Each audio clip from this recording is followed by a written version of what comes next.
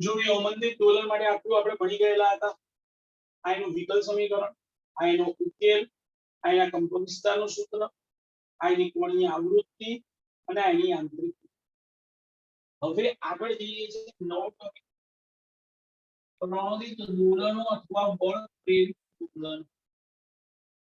બે કોઈ બી દોલક હોય એને તમે દોલિત કરીને છોડી દો, એટલે કે ચલિત કરીને છોડી દો, તો એ જે દોલનની શરૂઆત કરે એને મુક્ત દોલન કહેવાય. કારણ કે જ્યારે દોલનની શરૂઆત કરે છે ત્યારે કોઈ પણ પ્રકારનું અવરોધક બળ, અવમંદિત બળ હાજર નથી.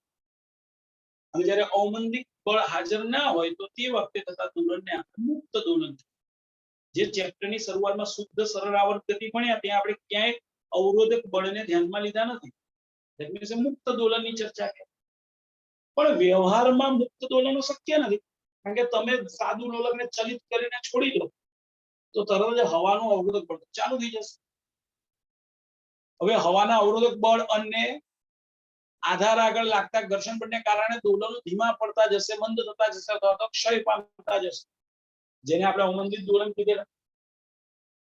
પણ મારે તો દોલન ચાલુ રાખવાનું, બંધ નથી કરી દેવું. હું એક કામ કરી શકું ને, બહારથી હું એને બળ લગાડું, બહારથી એની પર આવર્તીય બળ લગાડું તો દોલન સતત ચાલુ રહેશે. તો જ્યારે તમે કોઈ દોલિત કરતી રચના એને બહારથી આવર્તીય બળ લગાડો તો એવા દોલનને કહેવાય પ્રણોદિત દોલન અથવા બળ પ્રેરિત દોલન. ઉદાહરણ આપો, હિંચકામાં તમે હિંચકાને સેજ ચલિત કરીને છોડી દો તો એ ધીમે ધીમે ધીમે ધીમે મંદ થતો જશે અને થોડા સમય પછી બંધ થશે. એની જગ્યાએ તમે હિંચકા પર બેઠા બહારથી કોઈ સતત તમને ધક્કો મારે રાખે તો સતત તમારા દોલનો ચાલુ રહેશે. કેમ ચાલુ રહ્યા? તો અવમંદન બળ તો હાજર હતું જ, પણ બહારથી કોઈકે તમને આવર્તીય બળ લગાવી છે, ને આવર્તીય બળને કારણે તમારા દોલનો જે છે સતત ચાલુ છે. તો બહારથી જ્યારે બળ લગાડવામાં આવે, ગમે તેવું બળ નહીં, આવર્તીય બળ, તો એ જે દોલનો રચાય એને બોલીએ છીએ પ્રણોદિત દોલન. પ્રણોદિત દોલનની વ્યાખ્યા શું? તો કે બાહ્ય આવર્તીય બળની હાજરી, બાહ્ય આવર્તીય બળની હાજરીમાં થતા દોલનને પ્રણોદિત દોલન અથવા બળ પ્રેરિત દોલન કહે છે. બાહ્ય આવર્તીય બળની હાજરીમાં થતા દોલનને આપણે પ્રણોદિત દોલન અથવા બળ પ્રેરિત દોલન. ધારી લો કે કોઈ સરળ આવર્ત દોલક, ધારો કે કોઈ સરળ આવર્ત દોલક ઓમેગા જેટલી કોણીય આવૃત્તિ અને પ્રાકૃતિક કોણીય આવૃત્તિ. જ્યારે દોલનની શરૂઆત કરીએ ને કે જ્યારે અવમંદન બળ હાજર ના કહેવાય તે વખતે એની જે કોણીય આવૃત્તિ હોય એને બોલાય પ્રાકૃતિક. એટલે આપણે એવું લખીએ, ધારો કે કોઈ સરળ આવર્ત દોલક ઓમેગા જેટલી પ્રાકૃતિક કોણીય આવૃત્તિથી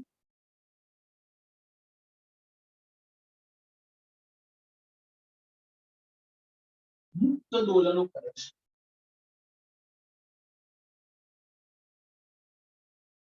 હવે શું થાય છે? અવમંદિત બળોને કારણે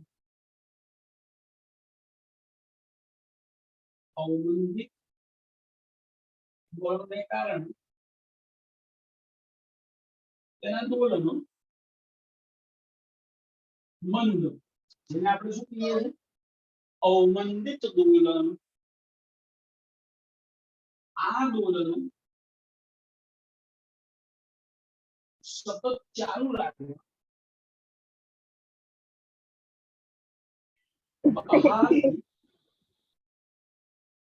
આ દોલનો સતત ચાલુ રાખવા બહારથી આવર્તીય બળ કે જેની કોણીય આવૃત્તિ ઓમેગા ડી છે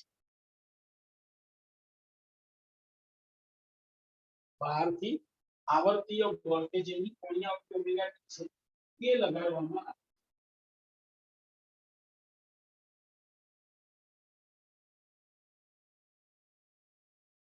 તો બોલો હવે દોલક પર કેટલા બળ લાગશે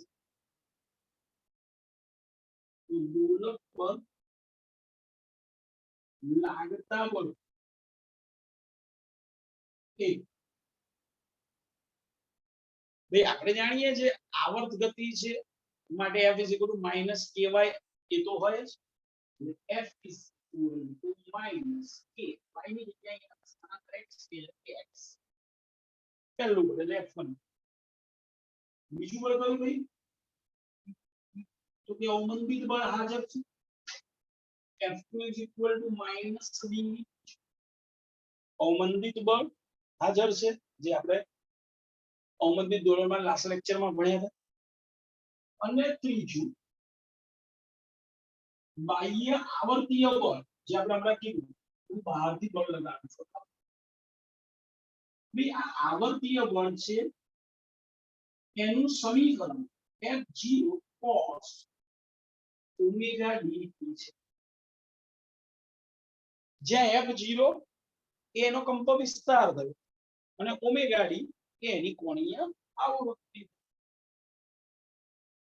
ઓકે ત્રણ બળ લાગે છે તો પરિણામી બળ એટલે ત્રણેય બળનો સરવાળો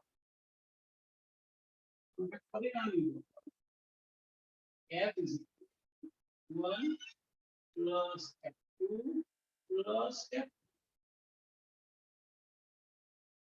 બે ત્રણેય બળ અલગ છે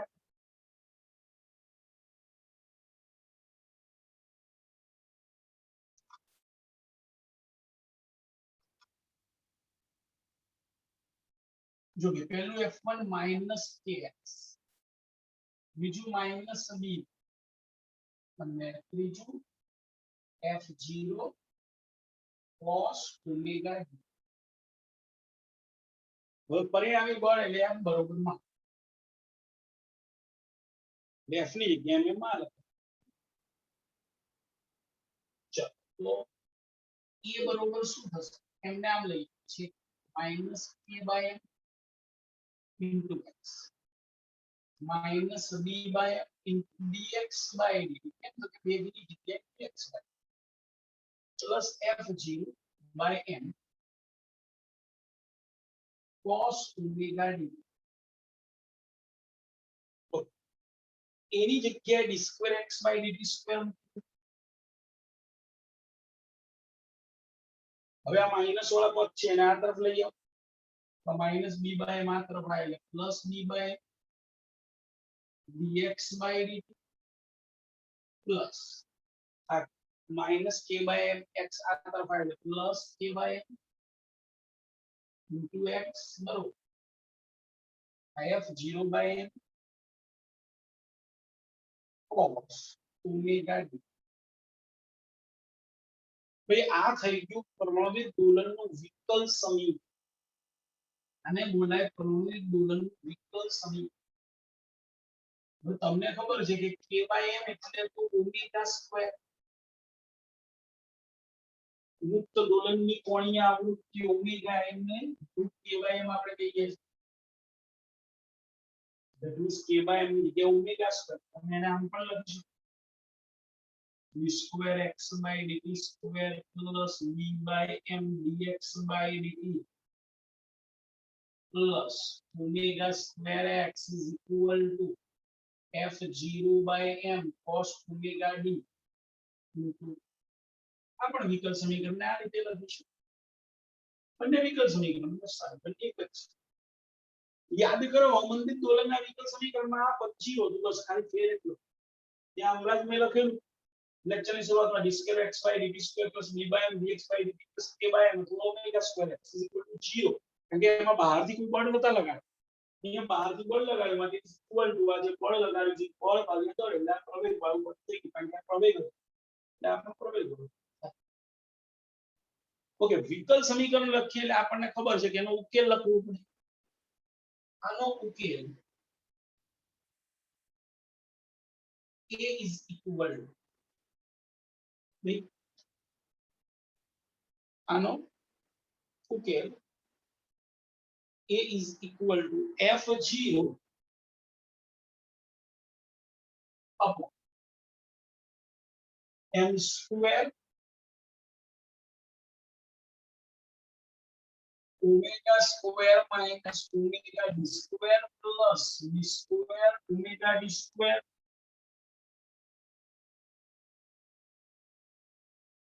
square અને રેસ ટુ હા આ કંપ વિસ્તારનું સૂત્ર છે તમારે સ્વીકારવાનું છે કે ભાઈ e is equal to f0 by m square omega square minus omega d square no square plus d square omega d square raised to half અને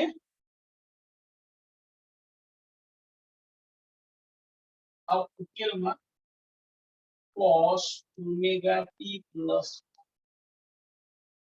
ધારી લો કે હું પહેલા આમ લખું તો પણ ચાલે કે x is equal to ઉકેલ x is equal to a cos omega t plus phi જ્યાં a બરાબર f0 upon m square omega square minus omega d square no square plus d square omega d square raised to આ એની કિંમત phi તો phi બરાબર tan inverse v0 by omega dxg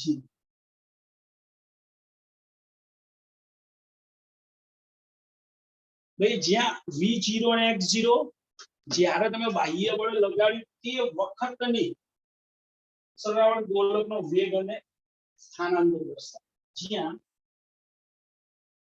v0 અને x0 એ જ્યારે બાહ્ય આવર્તીય બળ લગાડીએ જેને t બરાબર 0 ક્ષણ પણ કહી શકાય તે ક્ષણે સરળ આવૃત્ત દોલક નો વેગ અને સ્થાનાંતર દર્શાવે છે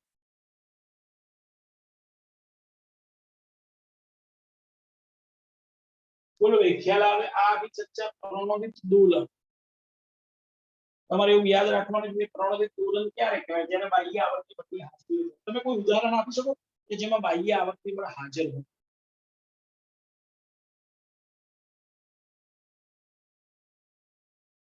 બોલો તમારી જોડે એવું કોઈ ઉદાહરણ કે જે તમે પ્રણોદિત દોલન છે એવું કહી શકો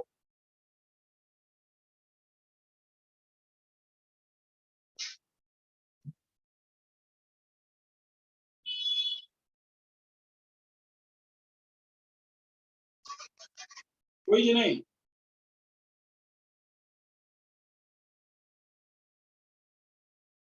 જો હમણાં મેં હિંચકાની વાત કરી તમે હિંચકા ખાતા હો તો તમને ખબર છે કે હિંચકા ખાઈને પગ અંદર કરી દેશો થોડી વારમાં હિંચકા બંધ થતા જશે ધીમા થતા જશે જો તમારે સતત હિંચકા ચાલુ રાખવા હોય તો તમે શું કરો છો પગથી ધક્કો મારે રાખો તો એ જે તમે પગથી ધક્કો મારો છો એ બાહ્ય આવર્તીય બળ છે અને એને કારણે દોલનો થાય છે અને જ્યારે દોલન થાય છે ત્યારે તમારા હિંચકાની કોણીય આવૃત્તિ એ ઓમેગા નથી હોતી ઓમેગા ડી હોય છે કારણ કે તમારા પગની જે કોણીય આવૃત્તિ હોય એટલી કોણીય આવૃત્તિ ઓમેગા ડી થી હવે હિંચકા દોલન થશે એની મૂળભૂત આવૃત્તિ પ્રાકૃતિક કોણીય આવૃત્તિથી નહીં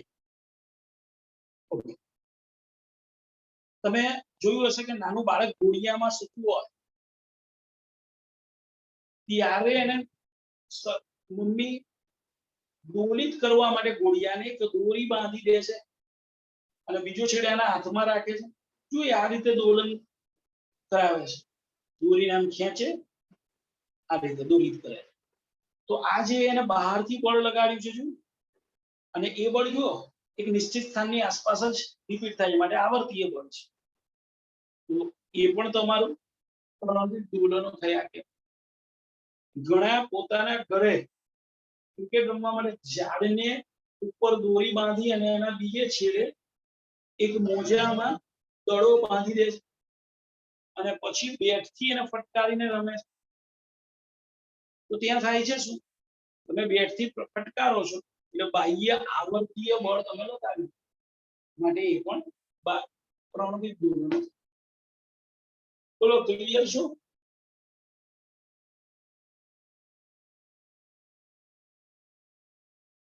સમીકરણ તમારે યાદ રાખવાનું કે 12મા ધોરણમાં ચેપ્ટર નંબર જ્યારે 7 ચાલશે ને ત્યારે આપણે સમીકરણ સાથે સીધી સરખામણી કરવાના છે. આ સમીકરણ સમીકરણ આવડતું હશે તો સરખામણી થઈ શકશે. એટલે તમારા માટે આ વિકલ સમીકરણ યાદ રાખવું જરૂર. બોલો ભાઈ ક્લિયર આટલે સુધી? બોલો આટલે સુધીમાં કોઈને પ્રોબ્લેમ?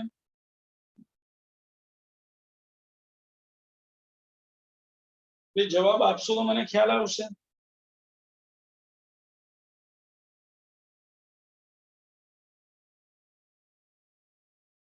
તમે જવાબ આપશો પછી હું આગળ ચલાવી શકીશ.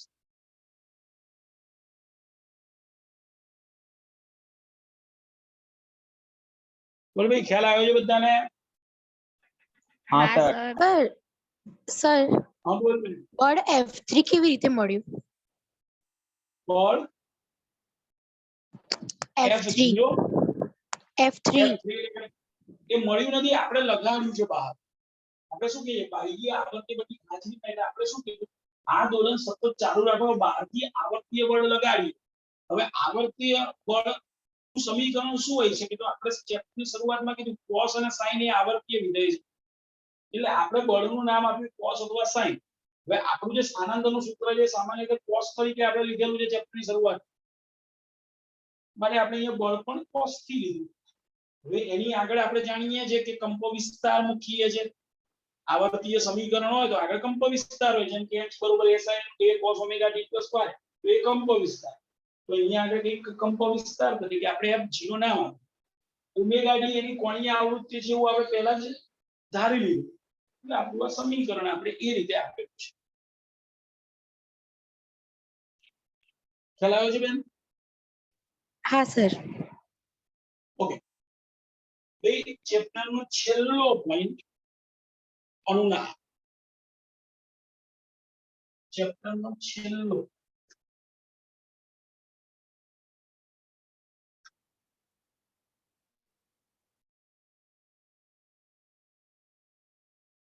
જો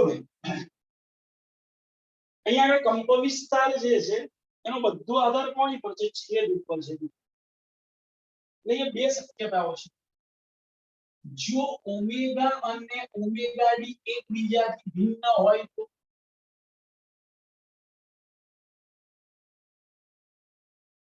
બહુ મોટો તફાવત.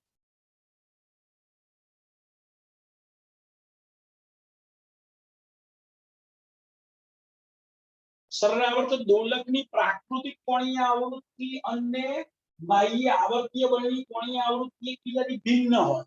ભિન્ન એટલે જુદા જુદા, બહુ મોટો ફેર. તો એવા સંજોગોમાં શું થશે? તો એવા સંજોગોમાં omega square minus omega d square, omega square minus omega d square એ બહુ મોટા આવશે. કારણ કે ઓમેગા અને ઓમેગા ડી બે અલગ અલગ છે માટે omega square minus omega d square ની કિંમત બહુ મોટી હશે. કોની કમ્પેરિઝનમાં? Comparatively omega d square. Omega square minus omega d square ની કમ્પેરિઝનમાં ઓમેગા ડી સ્ક્વેર બહુ મોટા હશે. તો એવા સંજોગોમાં આપણે કંપ વિસ્તારમાં આ omega d square into D square વાળું પદ અવગણતા. તો શું રહેશે? f0 upon m omega square minus omega D.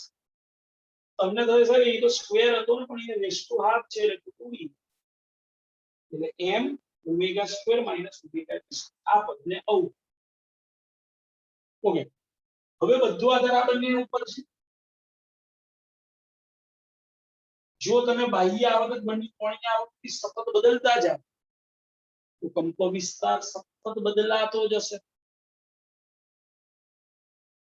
જો તમે એનો આલેખ દોરો તો આલેખ આવો.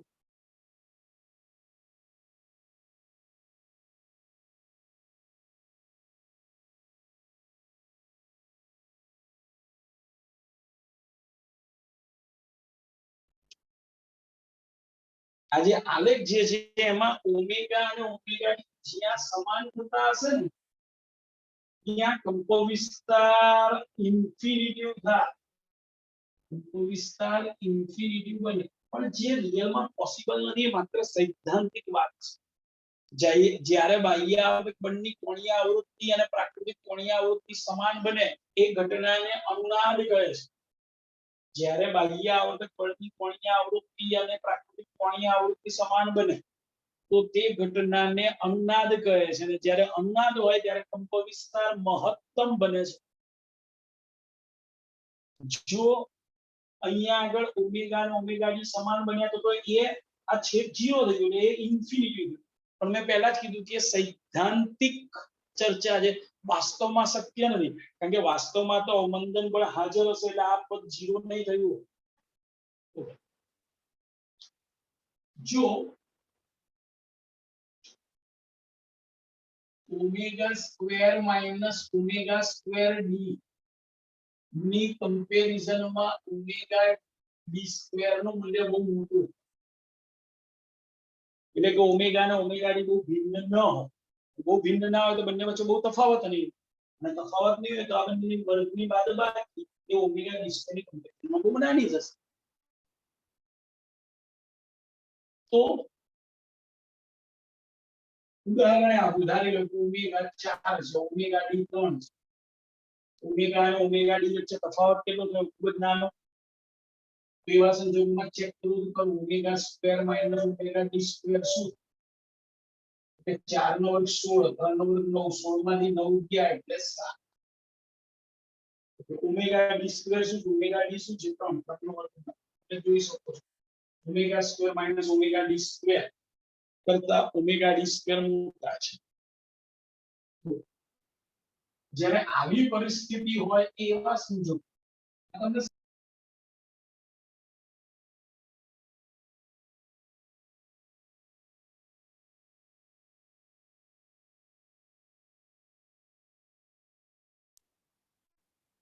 ભાઈ આવા સંજોગો છેદ જે છે કંપ વિસ્તારનો એમાં આ પદ હવે 0 થઈ જશે, ઓમેગા 19. તો કંપ વિસ્તાર શું હશે? A is equal to f0 of v into omega d. v square omega d square ને half એટલે v into omega. હવે તમે સમજી શકો છો કે ભાઈ ઓમેગા અને ઓમેગા ડી સમાન હોય તો પણ આ અવમંદન અચળાંક તો હાજર જ હશે. કંઈક ને કંઈક તો કંપ વિસ્તાર હશે જે ઇન્ફિનિટી. આ હતી ચર્ચા અનુનાદ. એટલે કોઈ આપણને પૂછે અનુનાદની વ્યાખ્યા શું, તમારા આવી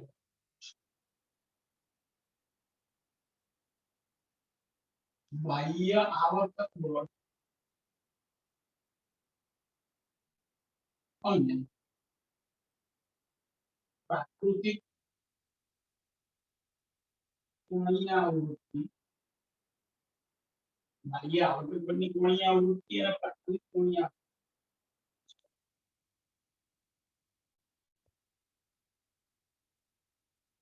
બાહ્ય આવર્તક બળની કોણીય આવૃત્તિ અને પ્રાકૃતિક કોણીય આવૃત્તિ સમાન બને ત્યારે કંપ વિસ્તાર મહત્તમ બને છે. આ ઘટનાને અનુનાદ કહે છે.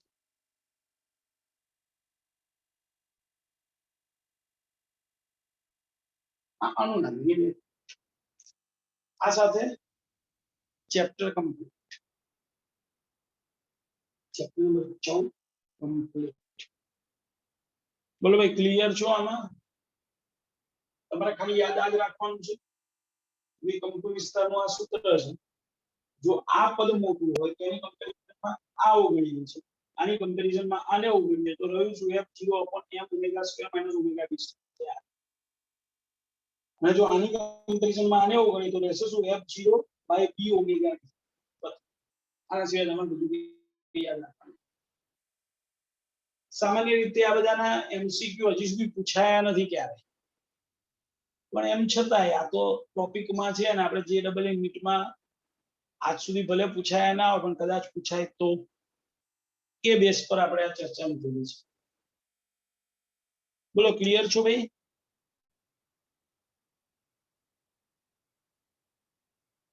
हाँ सर. ઓકે ધેટ્સ આ સાથે ચેપ્ટર નંબર 14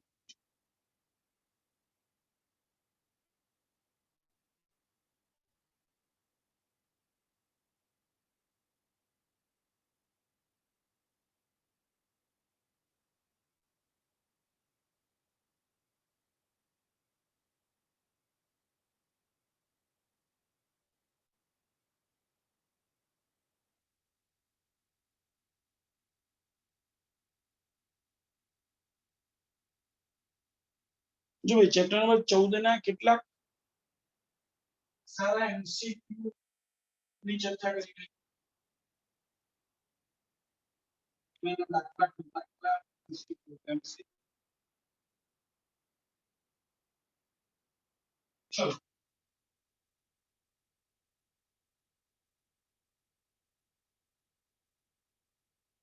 એક પદાર્થ x